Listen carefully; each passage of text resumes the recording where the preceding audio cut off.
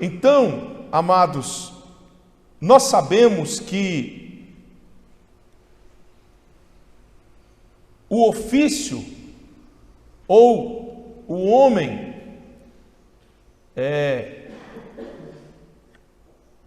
capacitado por Deus para trazer a revelação da palavra de Deus são os profetas.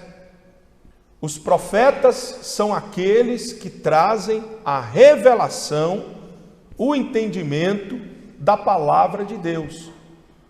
São aqueles que elucidam a palavra para nós, que trazem luz, porque eles são portadores da palavra de Deus, do assim diz o Senhor. Então, para o povo judeu, Deus comissionou inúmeros profetas. Muitos profetas foram enviados ao povo judeu. Nós temos exemplo de Isaías, Jeremias, Amós, Abacuque, entre inúmeros outros. Moisés, o próprio profeta Moisés, Daniel, Malaquias. Então foram Sofonias, foram inúmeros os profetas que foram enviados para o povo judeu. E Deus, ele trabalha com dois povos. Para Deus existem dois povos sobre a terra: o povo judeu e o povo gentio. Então, para Deus, ele não faz distinção de nacionalidades. Então, para Deus não existe essa questão de aquele é alemão, é inglês, é japonês, é coreano, brasileiro. Isso para Deus não existe. O que existe para Deus é judeu e gentio. Deus trabalha dessa forma, judeus e gentios. Então, para o povo judeu, Deus enviou seus profetas. O profeta é aquele que tem a incumbência de trazer o conhecimento da vontade de Deus, do desejo de Deus, da palavra de Deus. Ele é a voz, ele é a boca de Deus, melhor dizendo, que traz a palavra de Deus. Então, para o povo gentio, Deus também comissionou um profeta. Para o povo judeu, houveram inúmeros profetas. Mas para nós gentios, Deus também comissionou um profeta. De acordo com Malaquias 4:5, Mateus 17:11. Então, em Malaquias 4:5 diz que antes do grande e terrível dia do Senhor, Deus enviaria o profeta Elias para restaurar, trazer o coração dos filhos aos pais e dos pais aos filhos. Nós sabemos que esta profecia, ela se cumpre em dois momentos distintos. O primeiro momento é o coração dos pais aos filhos, e o segundo momento é o coração dos filhos aos pais. E quem faria isso? Um profeta, Elias, quer dizer, aquele que está debaixo do ministério de Elias, que cumpre o ministério de Elias. Porque o ministério de Elias, ele é dividido em 5 etapas. Então, a primeira etapa se cumpriu com o tesbita, Elias o tesbita.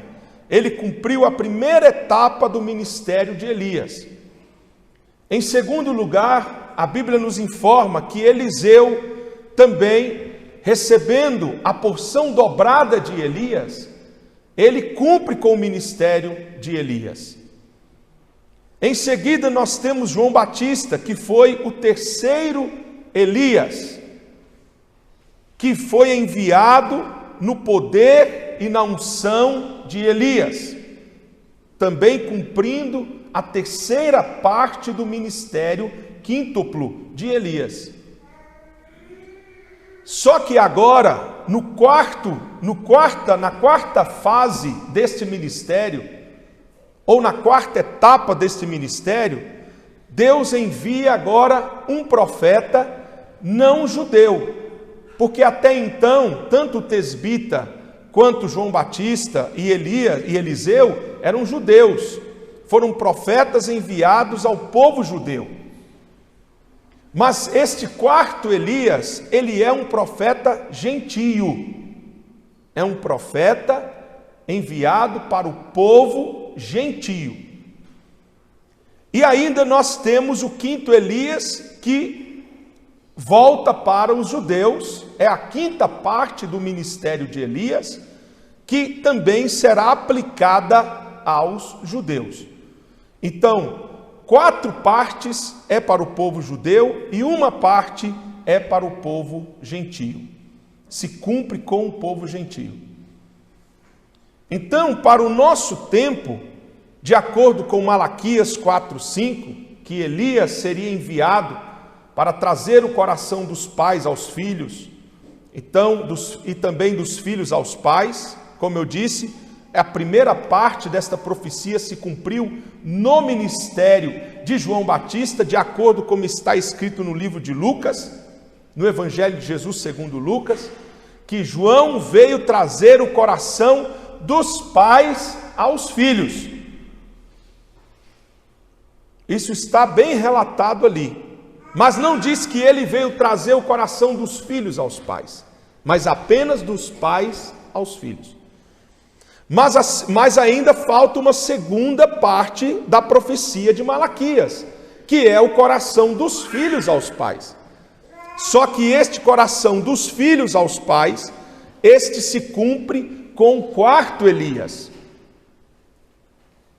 Então, para o nosso tempo, Deus enviou este homem aqui, este profeta. Este homem recebeu a incumbência de trazer uma mensagem que não é dele a mensagem, não é mensagem de William Branham, mensagem do profeta William Branham, não. É mensagem de Jesus Cristo. Deus o comissionou para transportar a mensagem. Ele é um mensageiro. Ele é aquele que transporta a mensagem, mas ele não cria a mensagem. Não é ele que desenvolve a mensagem. Ele só transporta. A mensagem, ela tem uma origem, Jesus Cristo. Então, ele trouxe uma mensagem para o povo de Deus, para a igreja. E esta mensagem, do que se trata esta mensagem? Esta mensagem é cumprimento da profecia de Malaquias, que diz que o coração dos filhos seriam devolvidos, voltariam para os pais. Então, dos filhos para os pais.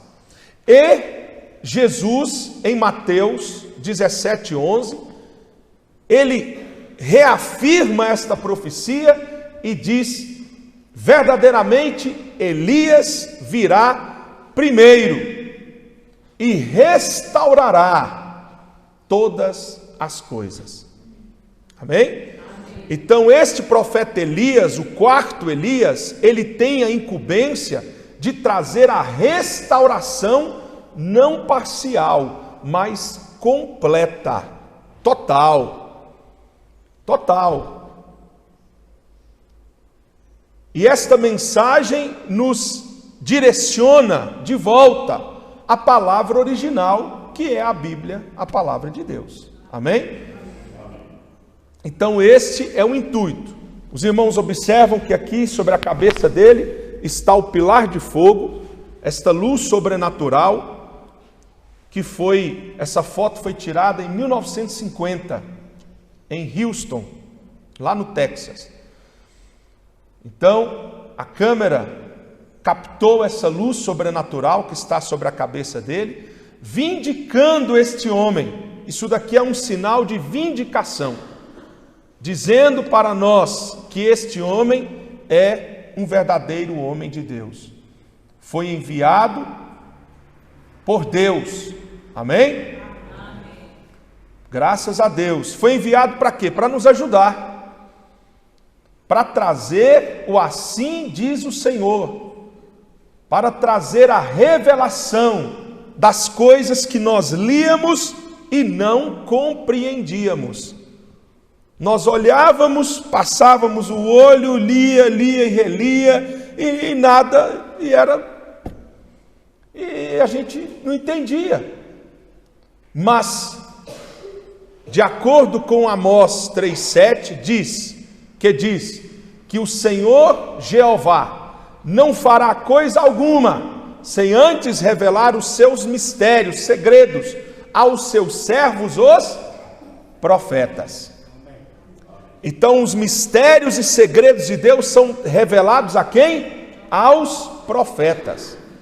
Nós sabemos que 5 ministérios foram dados para a igreja: o ministério de apóstolo, o ministério de profeta, o ministério de evangelista, o de pastor e o de mestre. 5 ministérios foram dados para a edificação da igreja. Destes 5 ofícios, aquele que traz a palavra de Deus, o assim diz o Senhor, são os profetas. A Bíblia não diz que a palavra vem ao pastor, ao evangelista, ao mestre, ao apóstolo, mas diz que vem ao profeta. Profeta vidente, não é profeta de profecia, de dom de profecia. Eis que te digo isso, te digo aquilo. Não é isso não, irmãos. Eu estou falando de profeta revelador da palavra de Deus.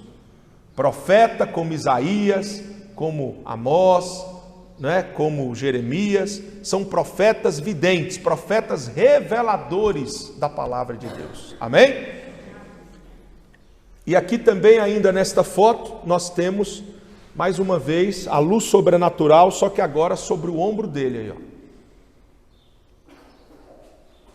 Mesma luz, só que agora em cima do ombro dele, ó. Então, tudo isso daqui é uma vindicação, é um sinal que Deus enviou este homem, não é? Que ele era um homem comissionado por Deus para realizar um trabalho específico. Amém? Graças a Deus. Mas qual é a maior prova que nós temos que este é um homem de Deus? A luz que está acima da cabeça dele, no ombro dele? Não. É que a mensagem que ele trouxe para nós é uma mensagem bíblica cristocêntrica. É uma mensagem que nos direciona, que nos leva para a Bíblia, para a palavra de Deus. Se fosse uma mensagem, podia ter luz do jeito que quisesse. Se fosse uma mensagem que nos tirasse da Bíblia, que nos levasse para fora da Bíblia, nós saberíamos que é um falso profeta, que seria um falso profeta. Então, a maior evidência que nós temos que este foi um homem de Deus, enviado por Deus para nós, é porque ele nos leva, nos direciona à Bíblia, a palavra de Deus, a Jesus Cristo. Amém? Isso é muito importante, irmãos, porque muitas pessoas olham para a unção, então, aquele ali, ele tem a unção, ele opera milagres, ele faz maravilhas, ele ora pelos enfermos e são curados, ele faz fogo cair do céu. Jesus disse que haveriam falsos profetas, falsos cristos, que fariam coisas tremendas, fariam fogo cair do céu, milagres, prodígios e maravilhas, mas, no entanto, seriam falsos. Balaão, ele tinha uma unção verdadeira. A unção de Balaão era verdadeira, era a unção de Deus, mas ele era falso. Judas Iscariotes tinha unção verdadeira. Judas orava pelos enfermos, pregava o evangelho. Judas fazia todas estas coisas. expulsava demônio, era um pregador poderoso. Hoje em dia ele teria uma igreja cheia de gente, mas no entanto ele era falso. A unção era verdadeira, mas ele era falso. A semente, ela produz de acordo com a natureza. Por isso Jesus disse, ele não disse para nós olharmos para a unção, ele disse: olhem para os frutos, porque pelos frutos conhecereis a árvore. Amém? Então, ao olharmos para este homem, nós vemos que o fruto é um fruto de arrependimento, é um fruto correto, foi um fruto certo. Amém? E Deus o levantou de forma poderosa, irmãos, e ele se posicionou contra a idolatria, contra o jezabelismo, contra o pecado. Ele se posicionou contra a marca da besta. E qual é a marca da besta? Vou apresentar para vocês aqui a marca da besta. Se você não sabia, você vai saber hoje. Muita gente fala que a marca da besta é o chip, a marca da besta é o QR Code, a marca da besta é o código de barras, a marca da besta é não sei o que, é nada. A marca da besta é isso aqui, ó. Santíssima Trindade. Isso daqui é a marca da besta. Irmão Brana disse: esta é a marca da besta. Aqueles que são marcados por esse espírito, porque isso daqui é paganismo, é idolatria, é pecado. Esse dogma que induz as pessoas ao erro, a uma concepção errada de Deus, a ter uma ideia errada de Deus, porque a Santíssima Trindade diz que Deus é formado por 3 pessoas distintas: o Pai, este homem velho aqui, o Filho e o Espírito Santo, que é essa pombinha. Isso é paganismo. A Bíblia nos aponta de Gênesis a Apocalipse um único Deus. Ouve, ó Israel, o Senhor nosso Deus é o único Senhor. Então isso daqui é uma falácia, é um engano, é um erro. E as religiões adotaram isso, creem nisso daqui. E muitos já até disseram para mim: ah, pastor, como é que eu faço? Tem dia que eu não sei se eu devo orar por Deus Pai, se eu devo orar por Deus Filho, se eu devo orar por Deus Espírito Santo. E a gente fica confuso, a gente não sabe se orar para um, o outro vai ficar com ciúme e vai atrapalhar. Muitos pensam dessa forma, irmãos. Que loucura! Não existe tal coisa, isso daqui é errado. O que existe é um só Deus com 3 ofícios ou 3 atribuições. É um Deus só, é um homem só, um ser só. Por isso João, ao olhar para o trono, ele viu um só trono. Ele não viu 3 tronos, mas ele viu um trono só. E assentado sobre o trono estava o Cordeiro de Deus que tira o pecado do mundo. Amém? Eu sou pai, eu sou filho e eu sou pastor. Eu tenho 3 ofícios, 3 atributos, 3 títulos, mas eu não sou 3 pessoas. Assim é Deus, ele tem 3 títulos. Ele é pai porque ele criou todas as coisas, ele se fez filho para morrer na cruz. Por isso, quando o apóstolo Filipe disse: mostra-nos o Pai, isso nos basta. Nós queremos ver o Pai, porque Filipe estava tendo uma concepção errada. Ele estava entendendo que lá no céu tinha um Deus Pai e Jesus, que era o Filho, estava aqui na terra. Jesus olha para Filipe e disse: há tanto tempo eu, o Pai, estou com você e você não me conhece? Quem me vê a mim, vê o Pai. Como dizes tu, mostra-nos o Pai? Porque não existe isso. Então, Pai na criação, Filho para a redenção, para cumprir com o ministério redentivo de redentor, Deus teve que se fazer homem, ele teve que sair da sua glória, porque lá, ele enquanto Pai, no ofício de Criador, ele é Espírito. Mas agora ele se faz homem, se faz filho, por isso filho de Deus, quer dizer, o Deus feito homem, amém? Semelhante a todos nós, para quê? Para morrer na cruz.